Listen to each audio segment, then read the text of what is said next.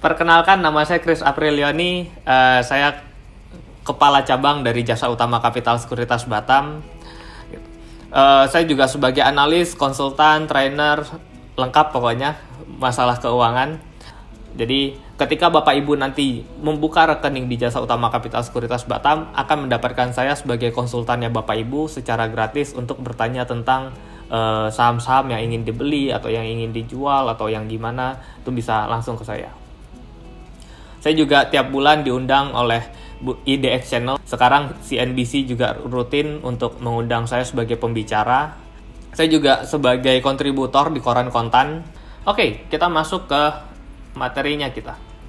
Nah, di layarnya Bapak Ibu semuanya ini adalah grafik IHSG, Indeks Harga Saham Gabungan.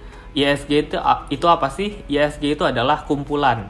Jadi kalau tadi ada Pak Evan bilang ada 865 perusahaan yang ada di Bursa Efek Indonesia.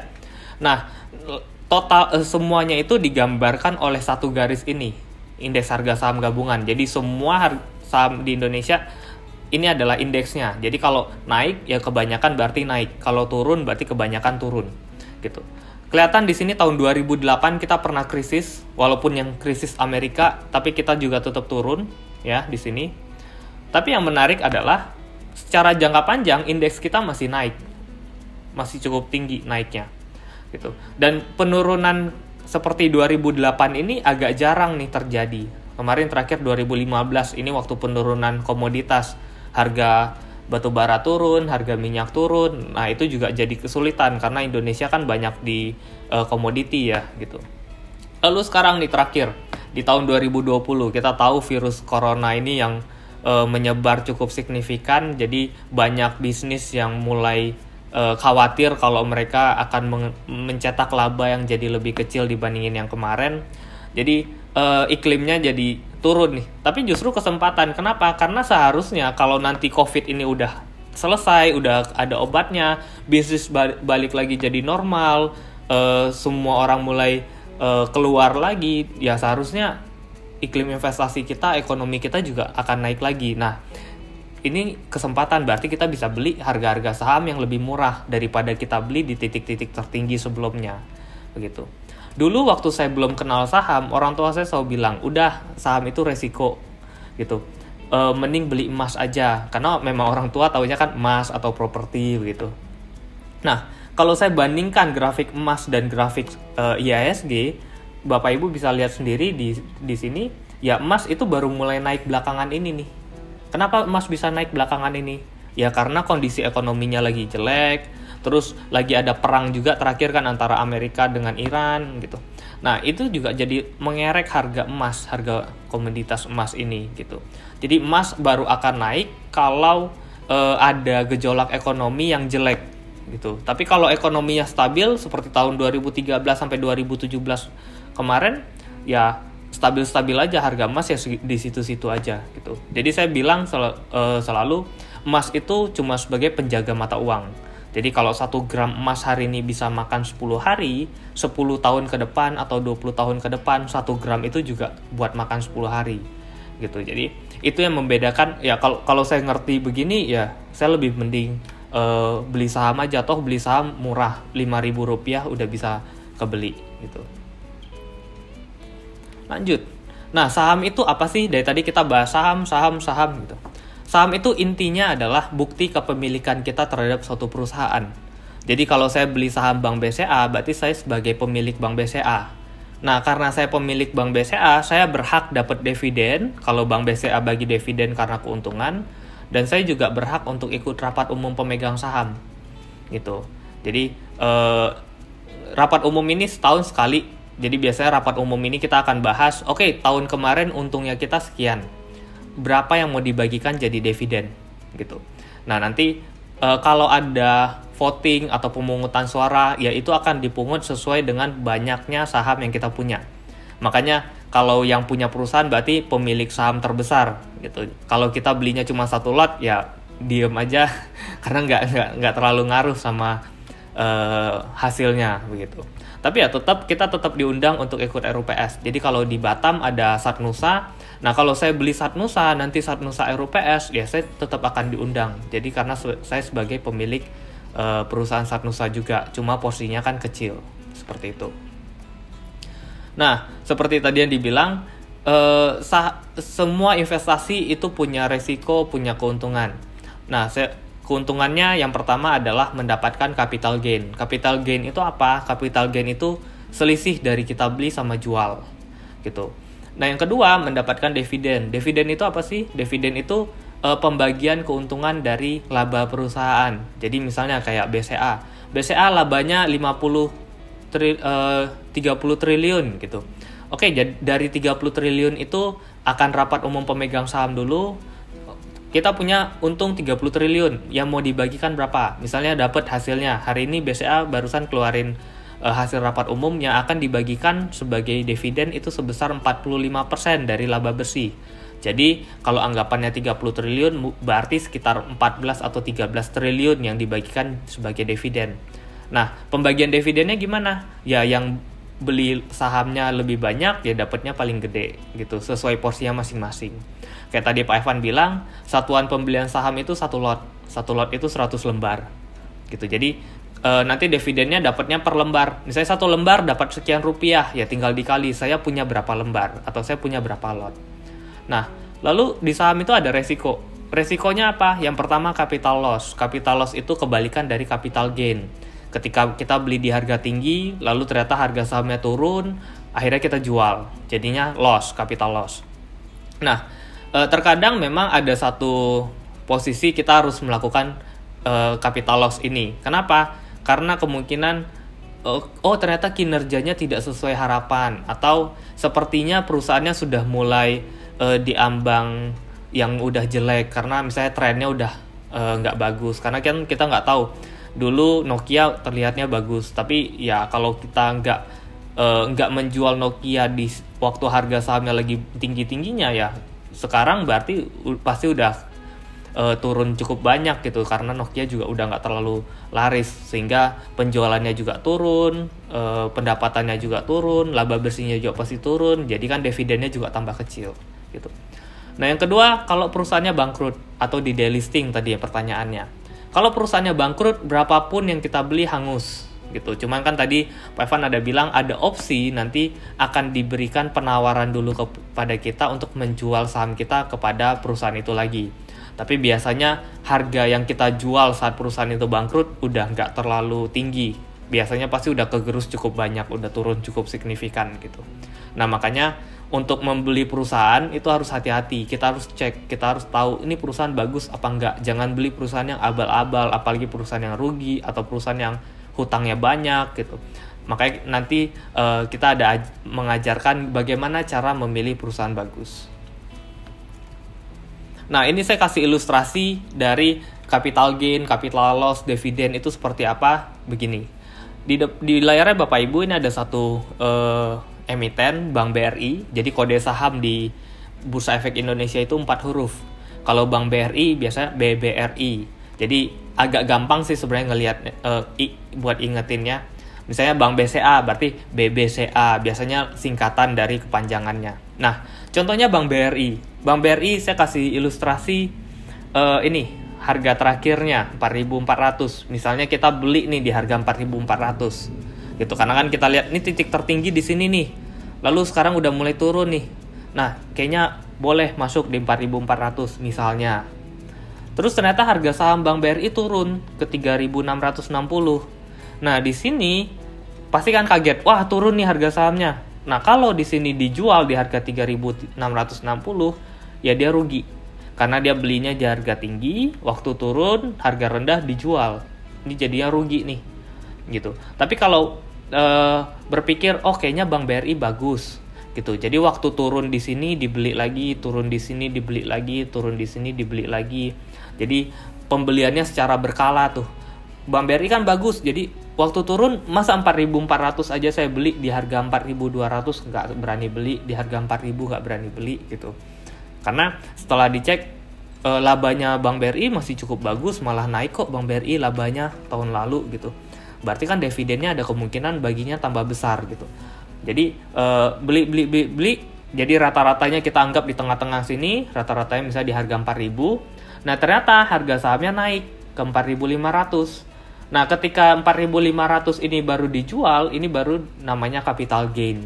Rata-ratanya di 4.000, jualnya 4.500, berarti sekitar 12,5%. Karena untungnya 500 poin. Gitu. Jadi keuntungan itu berdasarkan kita udah beli di harga berapa, lalu misalnya kita jual di harga berapa gitu.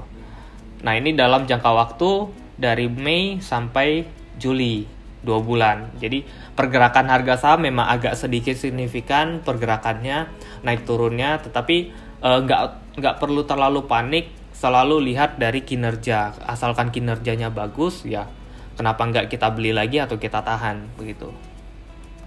Toh waktu sekitar bulan Mei kemarin, Mei tahun lalu juga BRI memberikan dividen gitu.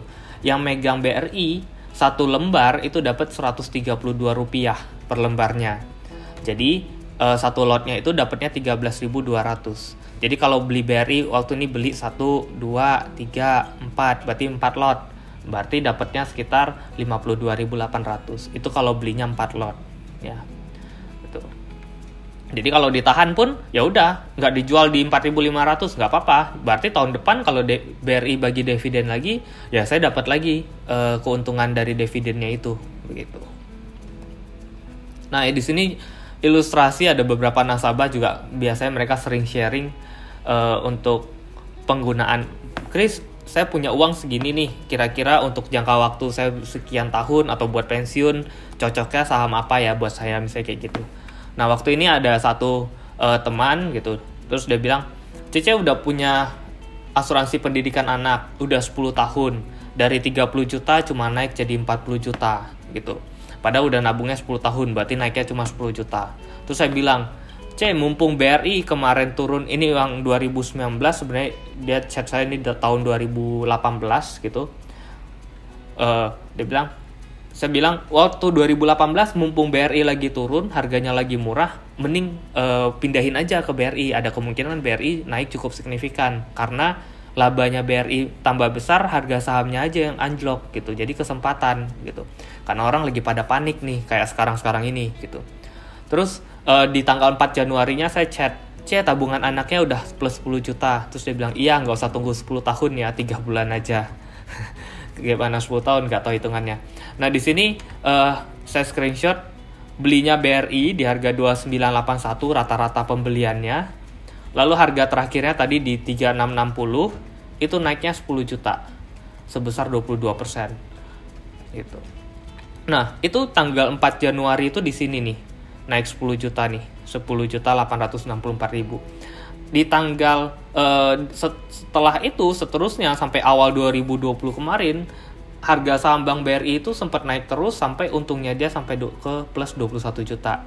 Sampai sekarang baru mulai turun lagi nih karena ada virus COVID gitu. Tapi sebenarnya itu ada analisanya. Jadi nanti kalau udah jadi nasabah saya ajarkan gimana cara nganalisanya, cara baca laporan keuangannya, itu semua kita ajarin free. Oke. Nah, dividen juga nggak kalah dengan yang namanya deposito gitu. Kalau kita tahu deposito bunga misalnya Bank BCA itu sekitar 4%-an gitu. Kemarin waktu harga saham lagi anjlok-anjloknya, sempat saya ada screenshot juga, yang beli kemarin HM Sampurna, rokok Sampurna di harga 1.255 itu dapat dividennya kemarin sekitar 9,3%. Itu baru dividen tuh 9,3%. Nah, dividen itu juga kalau tahun depan labanya Sampurna tambah gede, ada kemungkinan dividen yang dibagikan juga tambah besar. Begitu juga Telkom di harga 3.200 dapat dividennya 5%. Gudang Garam di harga 48.000 dapat dividennya 5,4%. Nah, ini baru dari dividen nih, belum dari selisih ketika kita beli sama kita jual.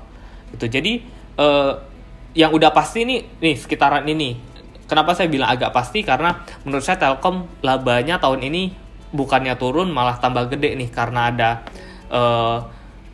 work from home. Jadi orang-orang di rumah lagi pada work from home, jadi bakal pakai banyak internet, bakal pakai banyak paket data. Jadi Telkom harusnya tahun ini bakal naik labanya gitu.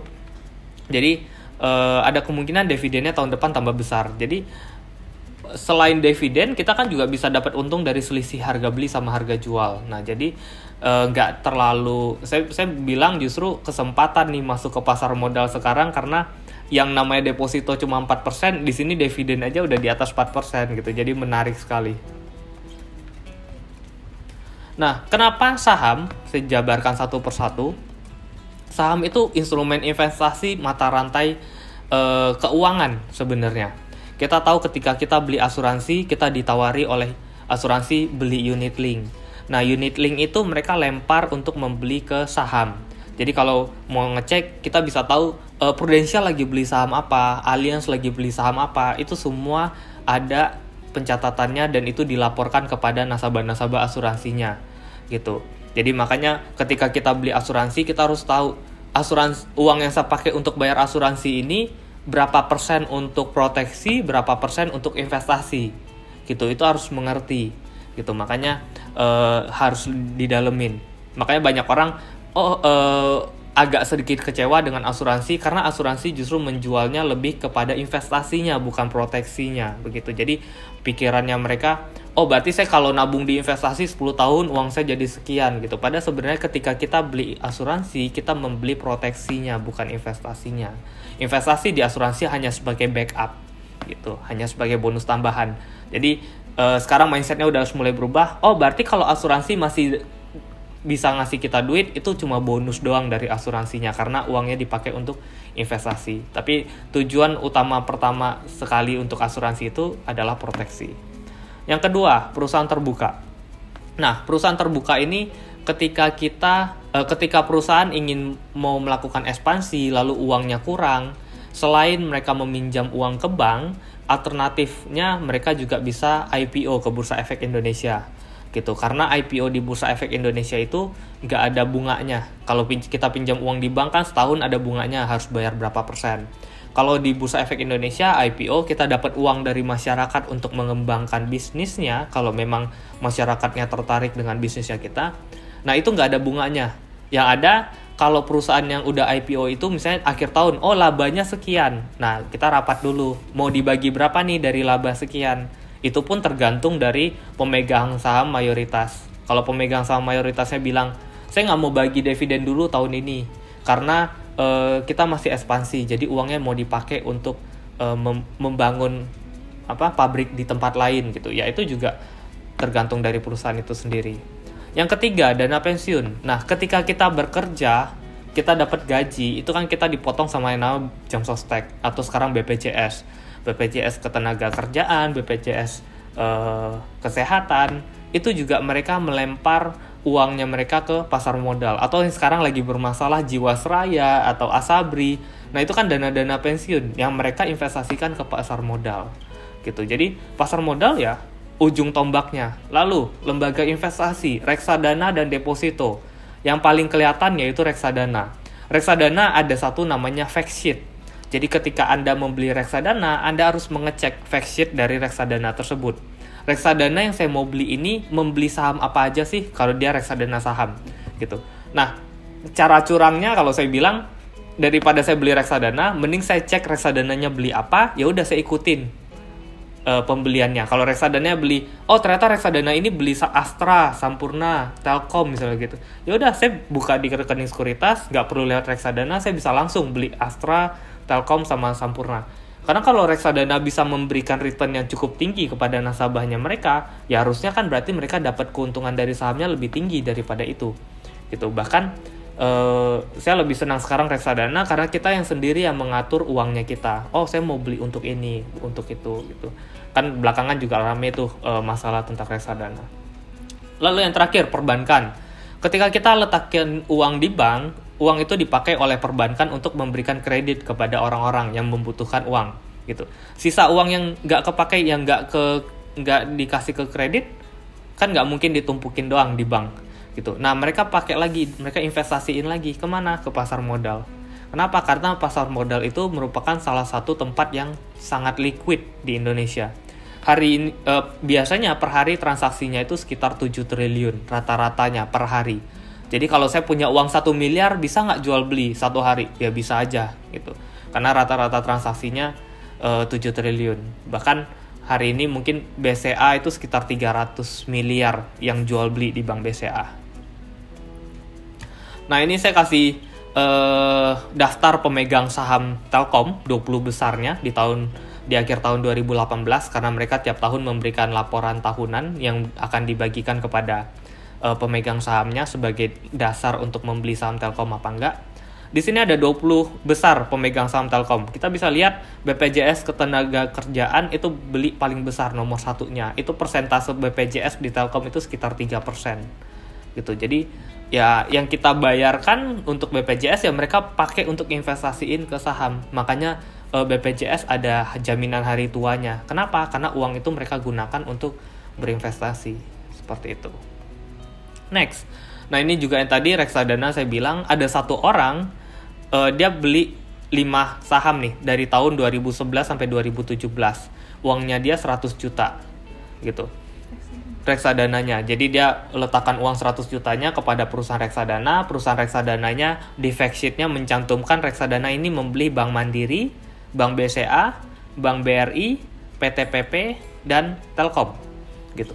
Selama 6 tahun return-nya 34%, berarti sekitar 6%-an satu tahun. Cukup besar gitu, tergolong besar karena di atas bunga deposito, menarik.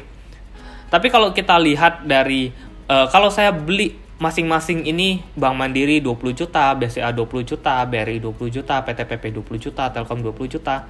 Harusnya uang yang diterima itu bukan 134 juta, tapi 312 juta. Silakan cek sendiri harga saham 5 perusahaan ini dari tahun 2011 sampai 2017 naiknya seberapa banyak. Jadi Anda bisa dapat perhitungannya kira-kira make sense gak 134 atau dapatnya sekitar 312 juta. Nah, di saham itu, saham bisa naik setinggi apa sih dalam waktu yang paling dekat gitu. Ini cuma sebagai potensi ya. Nah, ini salah satu contohnya Indah Kiat Pulp and Paper, INKP kode sahamnya.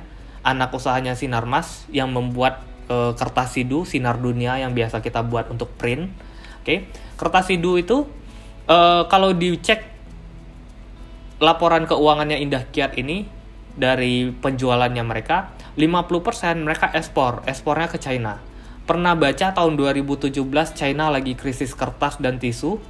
Ya, itu juga jadi salah satu pemicu harga kertas dan tisu jadi tinggi di China. Makanya labanya Indah Kiat tahun 2017 kemarin meningkat cukup signifikan sampai 10 kali lipat. Gitu. Makanya harga sahamnya naik dari harga 920 sampai ke 20.000 dalam jangka waktu 2 tahun. Gitu. Nah, ini saya ibaratkan kalau saya beli di sini sekitar 9.200.000 atau dibulatin deh 10 juta, berarti kalau saya jual di sini ini berarti uang saya naik jadi 200 jutaan. Gitu. Oke, tapi ingat ini juga dalam jangka waktu 2 tahun, nggak tiba-tiba besok naik jadi 10 kali lipat gitu. Di Batam juga ada, Satnusa juga salah satu perusahaan yang cukup fenomenal di tahun 2018 kemarin. Gitu. Karena harga sahamnya dari Rp100 naik ke Rp2.000, 20 kali lipat dalam jangka waktu 6 bulan. Gitu. Jadi cukup menarik sebenarnya di saham karena potensinya sangat tinggi, tapi balik lagi semua harus dianalisa. Itu nggak bisa serta-merta tutup mata sembarangan beli terus minta harga sahamnya naik gitu. Semuanya harus ada analisa. Nah, lalu kalau investasi di perusahaan yang gede deh misalnya yang kata orang aman-aman aja gitu. Bank BCA tahun 2010 sampai 2020 dalam jangka waktu 10 tahun itu naik sebesar 570% dari harga 4.900 di tahun 2010 kemarin tertinggi di 33.000. Gitu. Ini kan karena lagi Covid lagi turun nih jadi 28 ribuan gitu. Tapi ya at least dari tahun 2010 ke 2020 naiknya cukup signifikan. Setahun berarti, ini kan 10 tahun, 570%. Kalau kita bagi 10, berarti per tahunnya sekitar 57%. Gitu. Jadi ya, sangat gede kalau saya bilang untuk berinvestasi di pasar modal. Era salah satu perusahaan yang cukup menarik di tahun 2017-2018 karena ada program pemerintah untuk menutup keran dari ilegal HP-HP ilegal ya. Sekarang mungkin tanggal tanggal 10 ini bakal diresmikan untuk email yang ilegal nggak bisa dipakai lagi, tapi kita nggak tahu nanti kebijakannya akan seperti apa. Nah ini juga salah satu mengerek harga Era Jaya. Kenapa Era Jaya terkerek? Karena license di Indonesia untuk penjualan HP Era Jaya yang megang gitu. Jadi kalau kita belanja di Samsung yang di Mega Mall atau Samsung yang di di Grand Batam, kalau yang di Batam, kalau yang di Jakarta kan banyak tuh Samsung. Nah, itu juga undernya Era Jaya. Kalau kita belanja di Samsung, dapat tasnya, kantongnya itu member of Era Jaya Group. iBox juga itu undernya Era. Oppo, Vivo, Xiaomi, Huawei, Asus, LG itu juga semua undernya Era. Jadi kalau kita beli HP legal, ya uangnya akan masuk ke Era Jaya Group gitu. Makanya karena adanya isu seperti itu, harga saham Era juga naik. Gitu. Saya kasih ilustrasi lucu di sini. Kalau saya di sini beli Era 5.700.000 di harga 571 ini, sekitar 5.700.000, terus harga sahamnya naik ke 2.900, berarti uang saya naik dari 5.700.000 jadi 29 juta. Oke, kalau di sini saya jual, jadi kan saya untung nih 29 juta uangnya saya nih sekarang. Nah, saya jual saham Era Jayanya, lalu saya beli iPhone X waktu itu 21 juta. Ya uang saya berarti masih sisa sekitar 8 jutaan gitu. Jadi gratis iPhone X dari Era Jaya. Nah, tapi semuanya itu akan balik lagi ke mentalnya kita masing-masing gitu. Makanya saya pernah bikin artikel judulnya Mentality Makes Profit. Karena setiap orang akan berbeda nanti hasilnya. Kita tahu tadi bisa saham INKP tadi naik dari 920 ke 20.000. Tapi nggak semua orang ngerasain. Kenapa? Ada orang gini. Saya beli di 920. Tapi kelihatannya di sini lama nih. Juli, September, November 2017. Ini nggak gerak nih. Udah setengah tahun nih nggak gerak. Nah ada orang bilang, wah sahamnya di situ-situ aja nggak gerak. Saya jual deh di 920. Kayaknya saham yang lain justru lebih ada potensi gitu. Akhirnya dia nggak untung karena dia jualnya di 920. Kenapa? Karena nggak sabar. Yang kedua, misalnya saya belinya sama nih di 920. Ternyata sahamnya naik ke 1.800. Berarti saya udah naik 100% dong. 2 kali lipat gitu. Dalam jangka waktu 1 tahun. Juli ke Juli misalnya. Juli ke September. Oke, saya jual aja deh. Karena udah 2 kali lipat. Udah cukup lah. Deposito aja cuma 4%. Di sini saya udah untung 100% gitu. Ya nggak ada yang salah gitu, nggak apa-apa gitu. Tapi balik lagi, kalau kita menganalisa, kita tahu oh INKP itu ekspornya ke China lagi krisis kertas, labanya naik, ya udah saya tahan aja deh gitu. Karena ada beberapa nasabahnya kita, mungkin dia masuknya nggak bareng-bareng di 920, dia masuknya di 3.000, waktu itu harga sahamnya udah cukup naik, tapi dia baca berita, oh dengan begini berarti pendapatannya masih bisa naik, ditambah lagi waktu itu harga kertas juga naik, harga kertas dunia gitu, harga acuan jualnya. Jadi ya dia tahan tuh, akhirnya dia beli di harga 3.000, jualnya kemarin lapor ke saya, Chris gue jual di harga 18.000, ya udah untung 6 kali lipat. Saya bilang ya cukup baik gitu, bahkan sangat baik untuk bisa untung seperti itu. Makanya balik lagi tergantung mentalnya kita. Ada orang yang 2% jual, 3% jual gitu. Balik lagi, kalau kita yakin ya kita tahan. Tapi gimana cara yakin? Kita harus banyak baca.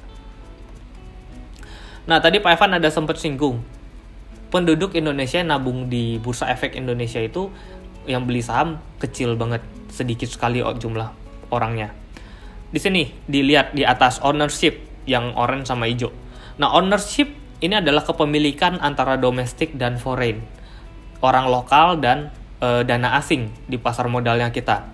Kelihatan di tahun 2014 dan tahun 2015 itu asing itu masih di atas 60-an%, bahkan sempat 65% gitu. Jadi bursanya kita itu lebih banyak asing. Asing tuh sangat seneng berinvestasi di Indonesia. Penduduk domestik nggak terlalu senang. Kenapa? Karena mereka takut, mereka terlalu ditakut-takutin, mereka selalu bilang resikonya besar, padahal sebenarnya nggak sebesar yang dibayangkan gitu. Nah, karena adanya Bursa Efek Indonesia mengeluarkan slogan yuk nabung saham, jadi domestik sekarang sudah mulai banyak yang tahu oh saham itu sebenarnya begini. Makanya mulai banyak nih penambahan penduduk Indonesia nabung saham. Tapi dari keseluruhan penambahan ini per 2019 Oktober kemarin, penduduk Indonesia yang punya rekening saham baru 1.500.000 juta investor gitu. Jadi ya dari jumlah penduduk kita 264 juta. Tahun 2018 kemarin 269 juta. Nah, kalau saya bandingkan 1.050.000 orang ini dibagi dengan jumlah total penduduk, itu baru sebesar 0,39%. Jadi sangat sedikit sekali penduduk Indonesia yang nabung saham. Justru itu berarti pengembangannya kita sangat besar ke depannya. Kalau semua orang Indonesia melek saham, mengerti tentang produk saham, lalu reksadana, lalu derivatif, ya saya rasa mereka akan mulai masuk. Dan jangan kaget nanti keluar berita saham Indonesia melejit seperti Bitcoin gitu ke depannya. Karena ya bandingkan aja 0,3%, 0,4% itu bisa mengerek IHSG kita dari awal tadi naiknya cukup signifikan. Bayangkan kalau penduduk Indonesia 10% aja nabung ke saham. Karena kenapa? Karena di Amerika penduduknya di atas 50% udah jadi investor. Di Singapura di atas 30% penduduk Singapura udah jadi investor untuk Singapore Exchange sendiri. Di Eropa itu di atas 40% gitu. Jadi ya Indonesia masih sangat kecil dan memang bursa kita memang lagi berkembang-kembangnya nih sekarang. Makanya lagi rame nih untuk slogan yuk nabung sahamnya. Nah, di sini tadi di laporan tahunannya Telkom yang agak sedikit bikin miris. Jadi kita tahu 100% saham perusahaan itu kan total satu perusahaan sahamnya 100%. Nah, Telkom itu 52%, 52, sekian itu dimiliki oleh negara Republik Indonesia. Makanya kita bilang Telkom itu punyanya Republik Indonesia. Gitu, karena 52% mayoritasnya dipegang oleh Indonesia. Berarti Telkom masih punyanya Indonesia. Nah, yang diperdagangkan adalah 47,91%-nya ini. Gitu. Oke, dari 47,91% kelihatan di sini asing itu megang 36%. Oke. 36,7%. Jadi sisanya sekitar berapa persen berarti? Hampir 10 ya, 11% itu baru dikasih ke lokal. Gitu. PT 2%-an, reksadana 2,5%, perusahaan asuransi 3%, individu perorangan 0,87% dari total saham Telkom gitu. Jadi ya kita bisa lihat laporan keuangannya Telkom 1 tahun untungnya 22 triliun. Kalau bagi dividen kemarin tahun lalu Telkom bagi dividen 90% dari laba bersihnya 22 triliun. Berarti sekitar 20 triliun atau 18 triliun itu yang dibagikan kepada pemegang saham. Dari 18 triliun atau kita bulatin 20 biar gampang, 20 triliun berarti sekitar 7,5 triliun itu ditransfer ke asing. Sisanya ya baru buat negara Republik Indonesia sekitar 10 triliun baru dibagi rame-rame di sini. Gitu. Jadi yang kerja yang pakai domestik, yang menikmati asing karena mereka sangat senang berinvestasi di Indonesia. Karena penduduk Indonesia itu konsumtif, jualan apapun laku. Syahrini jualan 2 juta aja, apa ya kemarin? Kainnya Syahrini yang 2 juta aja bisa untung sampai miliaran gitu. Ya karena konsumtif tadi. Itu kenapa banyak sekali yang ingin masuk ke pasarnya kita. Makanya sekarang barang dari China, barang dari luar negeri itu gampang masuk ke Indonesia. Kenapa? Karena Indonesia pasar yang sangat besar. Kita mau jualan apapun pasti laku. Kalau nggak laku berarti cara jualnya nggak benar. Nah, Jasa Utama Capital Sekuritas. Oke, Jasa Utama Capital Sekuritas adalah perusahaan sekuritas di bawah diawasi oleh Bursa Efek Indonesia. Nah, kalau kita mau beli saham, itu kita nggak bisa datang ke Bursa Efek Indonesia, Pak Evan, saya mau beli saham. Nggak bisa. Pasti dari Pak Evan akan bilang, silahkan ke perusahaan sekuritas-sekuritas yang ada. Gitu. Jasa Utama Capital Sekuritas adalah salah satu perusahaan sekuritas yang Bapak Ibu bisa gunakan untuk melakukan penjualan atau pembelian saham. Dan hanya di perusahaan sekuritas. Gitu. Kita punya Instagram, Jasa Utama Capital _Batam.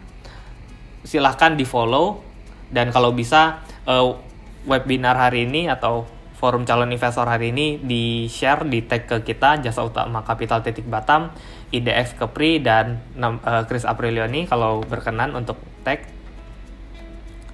Saya juga punya channel YouTube untuk menjelaskan bagaimana cara analisa, untuk membahas perekonomian yang ada, atau isu yang ada, atau analisa saham, itu semua saya post di YouTube, bisa Anda baca, lumayan untuk membantu melihat lebih dalam cara menganalisa dan berinvestasi.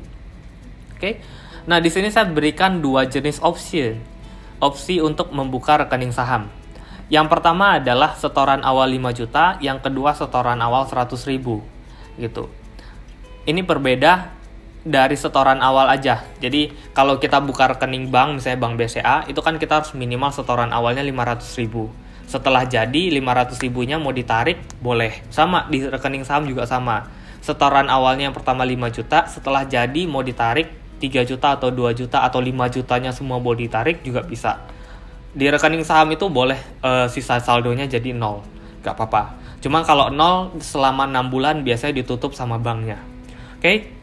Jadi ada 2 jenis rekening setoran, ada 5 juta sama 100.000. Bedanya apa? Bedanya di fee.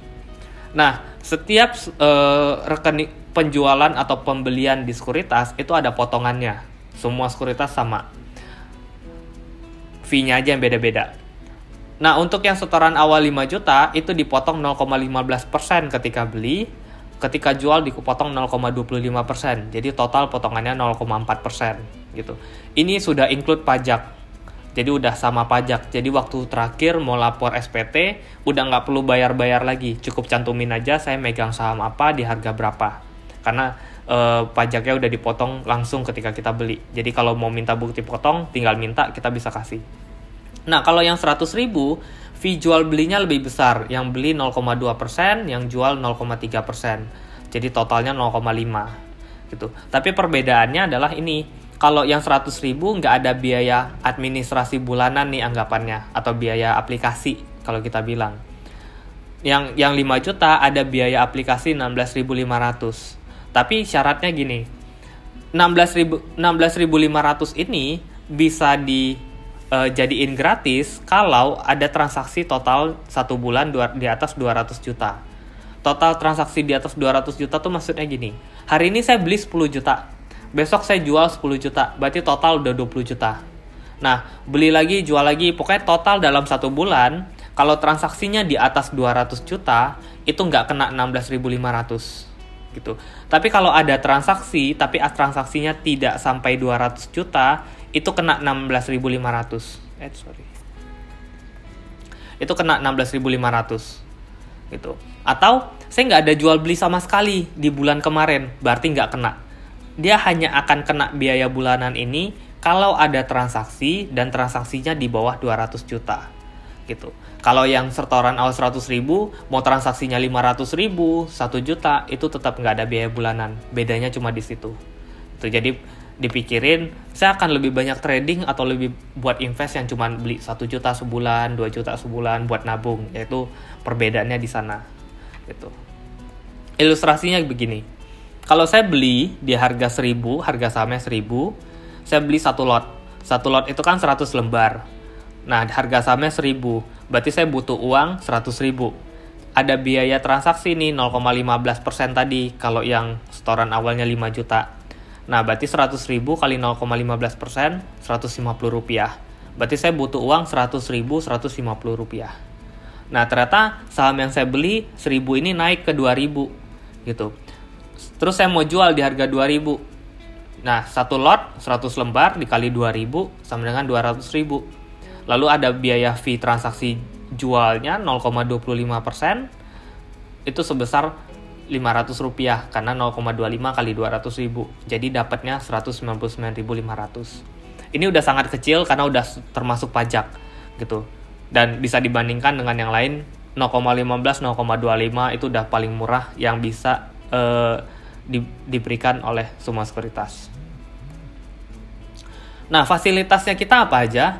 Yang pertama, kita bisa memberikan konsultasi saham. Jadi Bapak Ibu kalau mau tanya, Chris saya punya uang sekian, umur saya sekian, saya mau pensiun kira-kira umur sekian, apa yang harus saya lakukan? Saya butuh uang ketika saya pensiun per bulannya sekian juta. Oke? Kira-kira saya cocoknya beli saham apa? Atau saya lebih ke trading, kayak lebih enak gimana, apa yang harus saya pelajari gitu.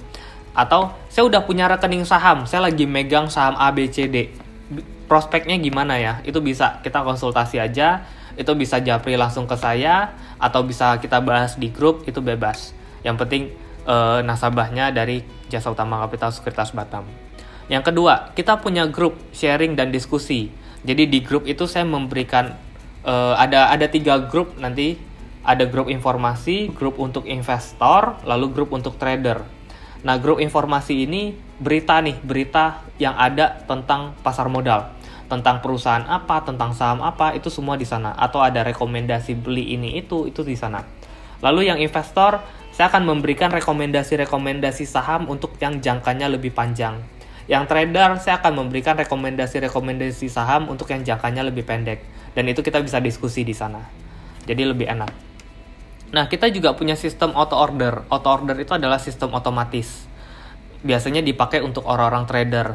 Itu bisa dicek nanti ketika udah buka rekeningnya. Lalu bisa diakses via HP, laptop, iPad, tab. Yang penting ada internet. Gitu. Jadi nggak peduli sekarang saya lagi di Batam, atau saya lagi di Singapura, atau saya lagi di luar negeri, bisa nggak saya jual beli saham? Tetap bisa. Yang penting jamnya ngikutin jam Indonesia, jam 9 sampai jam 4. Lalu ada edukasi gratis. Nah, kita tiap bulan itu punya edukasi untuk belajar cara pakai aplikasi, untuk analisa laporan keuangan perusahaannya bagus apa enggak, dan yang terakhir untuk menganalisa secara jangka pendek dari grafik kelihatannya mau naik apa enggak. Itu semua di sana. Nah, ini contoh jadwal kita di bulan April 2020. Jadi nanti kalau yang mau langsung buka rekening, itu tanggal 17 sama 18 nanti udah bisa ikutan kelasnya kita. Fundamental ini kita akan membahas tentang bagaimana cara memilih perusahaan bagus, lihat dari laporan keuangannya. Lalu yang beginner, ini cara pakai aplikasi JUC-nya, cara jual belinya kita ajarin di situ. Dan yang terakhir ada technical. Technical itu bagaimana cara ngeliat grafik, kira-kira jangka pendek dia mau naik apa enggak. Nah, fundamental nanti kita ada pakai aplikasinya. Kita bisa lihat, labanya sekian, nambahnya sekian, rasio hutangnya sekian, asetnya sekian, modalnya sekian, laba bersihnya berapa, terus dividennya berapa gede, itu semua kita ajarin di situ. Nah, untuk yang grafik yang begini, ini technical, kelihatannya rumit, tapi sebenarnya ini kalau saya ajarin biasanya cuma 30 menit sampai 1 jam kelar. Tapi kalau yang ini bisa 2 jam, itu masih nanya terus tuh biasanya. Saham itu, nih pertanyaan yang paling sering orang ketika saya bilang, udah ayo nabung saham. Aduh, saya nggak punya waktu. Kenapa? Karena pada nanya, saham itu harus diliatin terus-menerus, kata mereka. Padahal sebenarnya tergantung. Kalau tujuannya saya beli saham untuk saya nabung 10 tahun ke depan, kan saya nggak perlu liatin terus-menerus. Nggak perlu diliatin. Karena kalau saya liatin saham saya terus-menerus, setiap detik tuh saya liatin terus harga saham saya. Toh tetap aja perusahaannya tetap bekerja normal. Nggak ketika saya liatin jadi bagus, ketika saya liatin langsung jadi jelek harga sahamnya, enggak gitu. Justru makanya analisanya kita harus benar. Tapi kalau kita tujuannya saya mau jangka pendek nih, mau trading buat jangka pendek aja, jual beli dikit-dikit untung nggak apa-apa. Nah ya itu harus dicek nanti, makanya itu harus diliatin. Nah tinggal mau trading dalam jangka waktu berapa lama, 1 minggu, 1 hari, 1 bulan, atau gimana, itu juga berbeda gitu cara ngelihatnya. Nah, jam perdagangan di Bursa Efek Indonesia normalnya di sini. Senin sampai Jumat, Sabtu Minggu hari besar libur gitu. Jam 9 sampai jam 4 sore. Istirahatnya jam 9 sampai jam 12 itu istirahat, jam 12 sampai jam 1.30 kalau Senin sampai Kamis. Baru mulai lagi jam 1.30 sampai jam 4. Lalu di hari Jumat perdagangannya lebih sempit, jam 9 sampai jam 11.30. Baru mulai lagi istirahatnya jam 11.30 sampai jam 2. Baru mulai lagi jam 2 sampai jam 4 gitu. Nah, tapi karena sekarang indeksnya lagi ancur-ancuran karena virus, lalu pembatasan jam kerja juga oleh pemerintah, makanya sekarang jam perdagangannya Senin sampai Jumat sekarang sama, jam 9 sampai jam 11.30. Lalu mulai lagi jam 1.30 sampai jam 3 sore.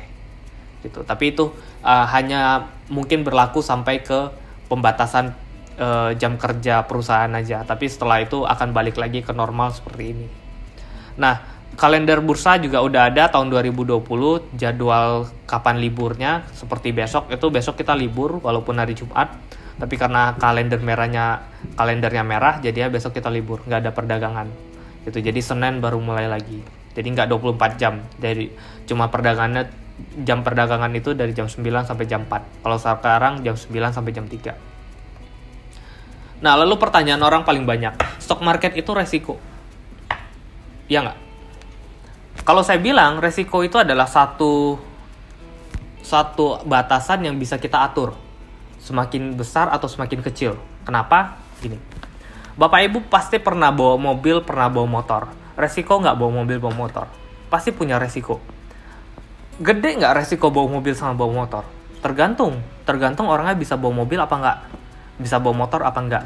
Kalau orangnya nggak bisa bawa mobil, terus dipaksa bawa mobil, resiko pasti lebih besar dibandingkan orang yang bisa bawa mobil, gitu. Sama yang kedua ini, saya tahu kalau saya misalnya saya sekarang di Dutamas, saya mau pergi ke Nagoya Hill, saya tahu kalau jalan kaki saya tetap bisa nyampe, gitu. Tapi waktunya lama, makanya saya harus ambil resiko lebih tinggi resikonya daripada saya jalan kaki. Tapi saya menghemat waktu untuk saya dari sini datang ke Nagoya Hill, lebih dekat, lebih cepat waktunya, walaupun jaraknya lebih jauh, walaupun jaraknya sama. Itu makanya di investasi atau di saham atau produk-produk investasi lain, tetap mereka punya resiko. Resikonya makin besar, kenapa? Karena kita nggak tahu. Misalnya ada orang, kenapa bisa kadang yang resikonya kecil pun jadi bisa gede, karena mereka nggak tahu. Misalnya nabung uang di bank. Kalau dia nggak tahu kalau bisa narik uang itu pakai ATM atau uang yang ditabung di bank itu bisa ditarik lagi, pasti dia bilang resiko nabung di bank itu tinggi sekali. Tapi ketika orang, bank saya cuma letakin uang, kita tahu ada LPS yang jamin, kita tahu uangnya bisa ditarik lagi, kita percaya sama banknya, jadi kan lebih kecil resikonya. Sama di saham juga begitu, kita tahu sekuritas itu apa, kita tahu uang yang kita beli kemana, uang tabungannya, uang sahamnya kita kemana, saham yang kita beli diletakin di mana.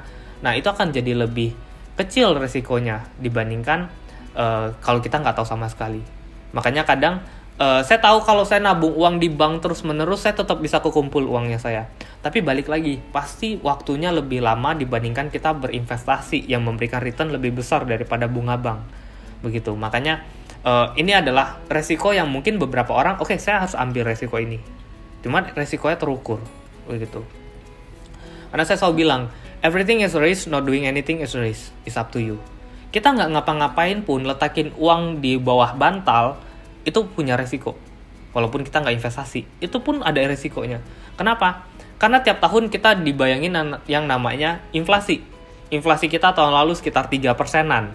3%-an, saya kasih ilustrasi, kalau saya punya uang 1 juta hari ini, saya letakin di bantal, tahun depan uang saya tetap 1 juta, tapi saya belanjanya cuma bisa sebesar 970.000.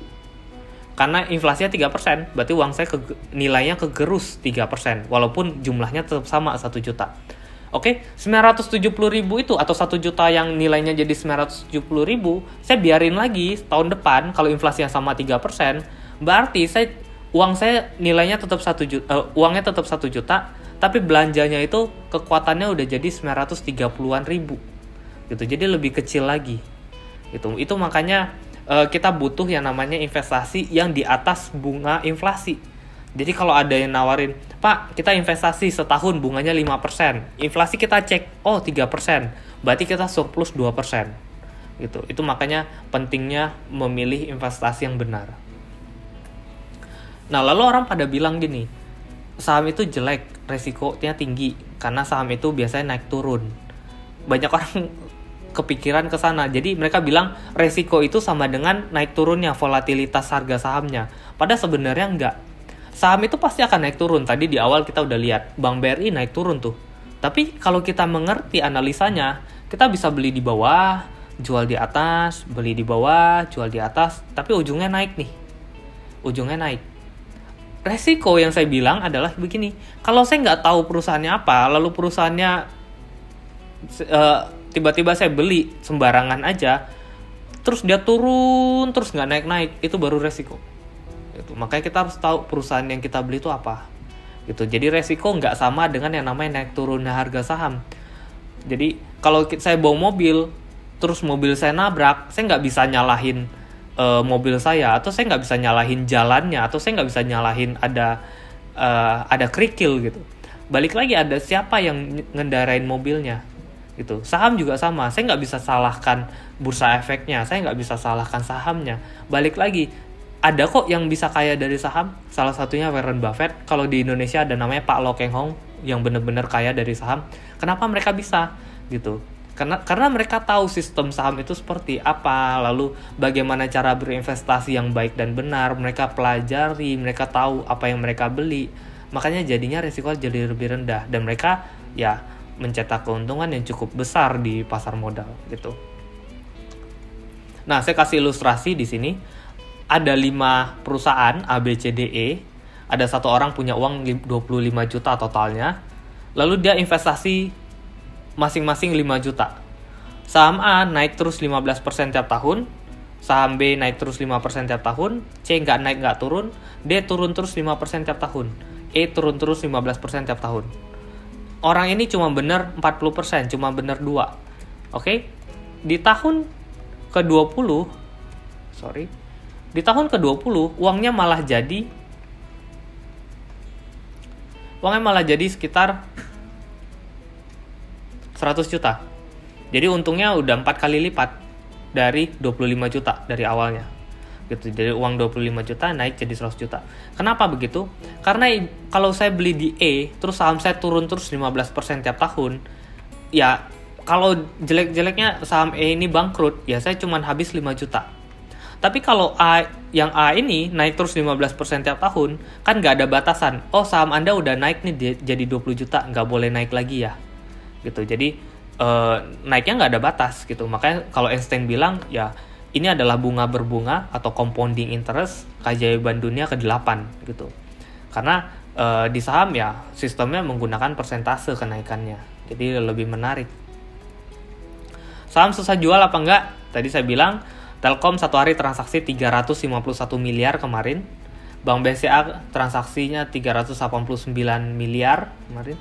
Jadi ya kalau saya belinya 100 juta, 200 juta itu harusnya gampang keluarnya. Asal perusahaannya ya balik lagi kita tahu perusahaannya bagus apa enggak. Jelek-jeleknya kalaupun kita salah beli perusahaannya jelek, belinya di harga tertinggi 95, ternyata sahamnya turun ke 50, harga terendahnya kan. Itu pun ya uang kita tetap ada di harga 50 gitu, nggak bakal hangus kalau perusahaannya bangkrut. Tapi selama perusahaannya bangkrut di harga 50 ya uang kita tetap ada, tinggal ya paling agak susah aja jualnya karena ramai orang yang mau jual di harga 50.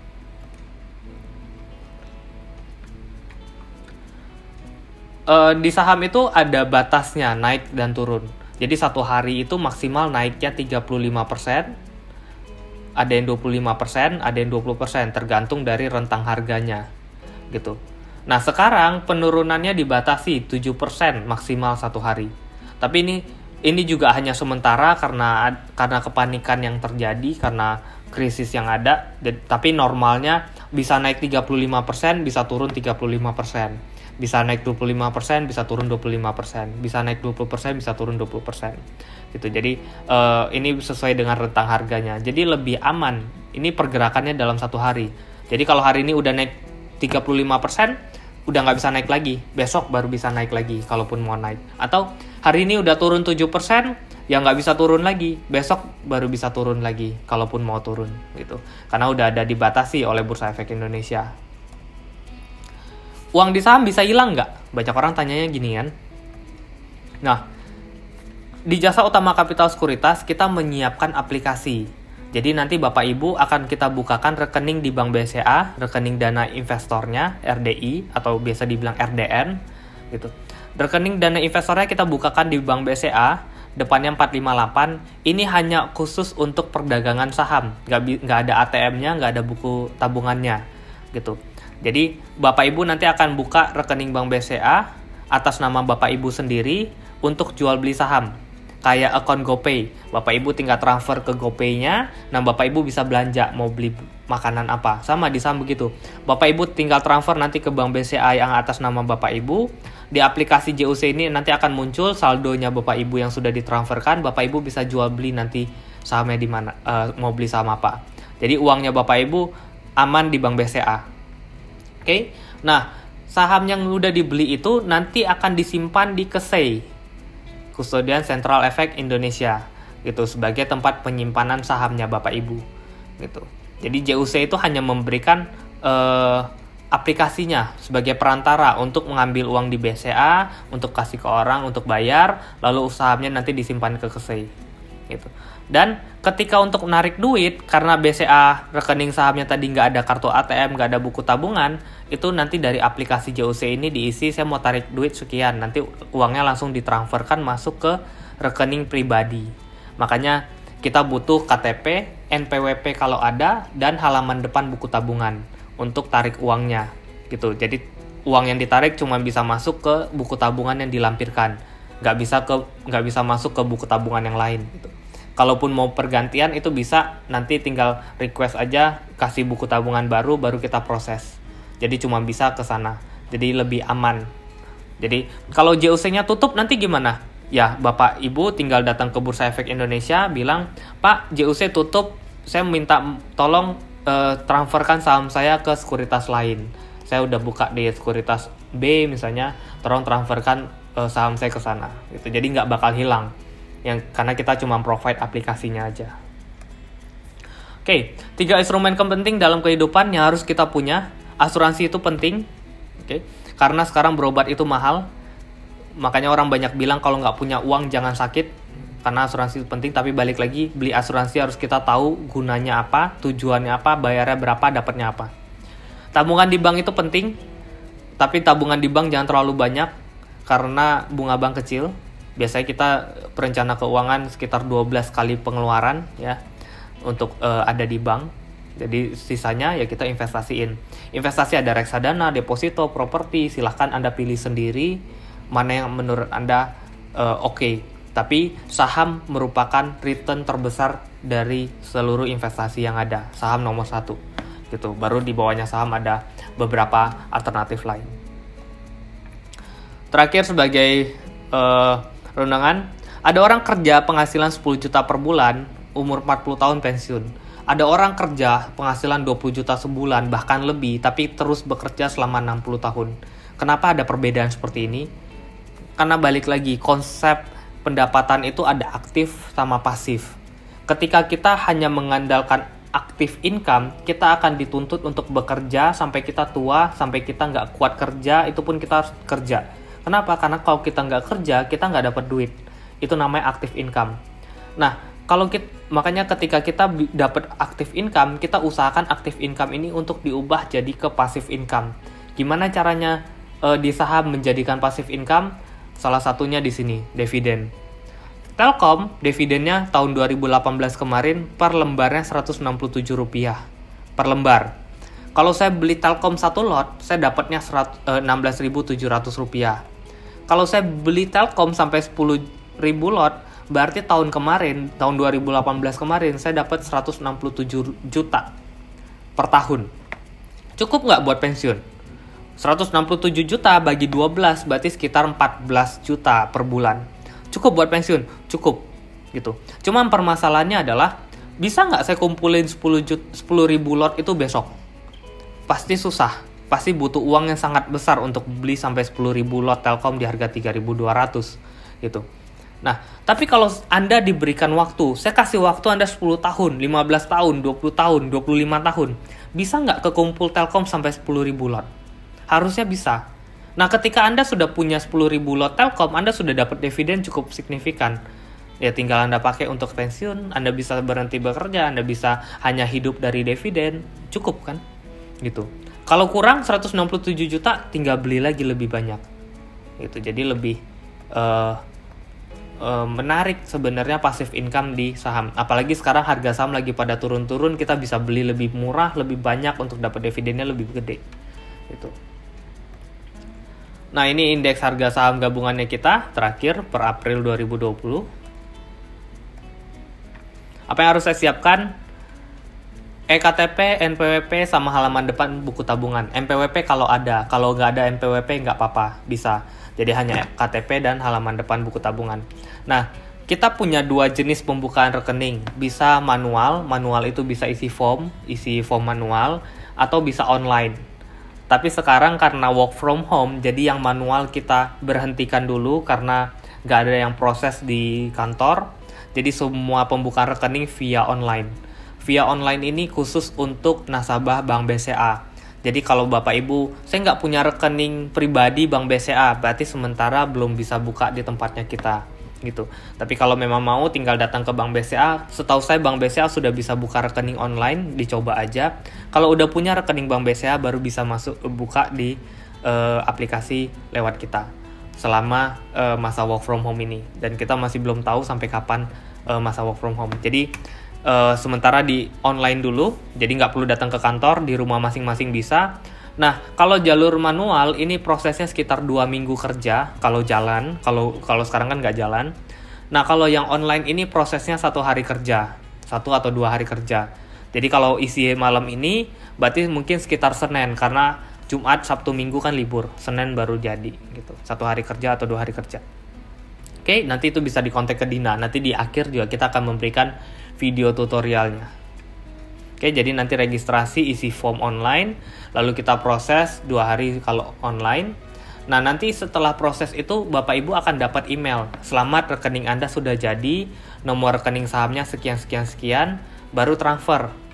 Gitu. Jadi nggak bayar malam ini. Bikin dulu akunnya, baru nanti akunnya jadi bayar. Gitu. Nanti dikonfirmasi ke Dina, akun saya yang 5 juta, akun saya yang 100.000. Jadi kita bisa set untuk fee-nya. Oke, nanti udah konfirmasi transfer, baru kita invite ke grup Telegram. Gitu, dari grup Telegram ya Anda bisa diskusi, bisa jual beli saham, udah bisa mulai dari situ. Terima kasih semua atas perhatiannya dan sudah mengikuti sampai akhir. Semoga kita bisa berjumpa di kelas-kelas selanjutnya.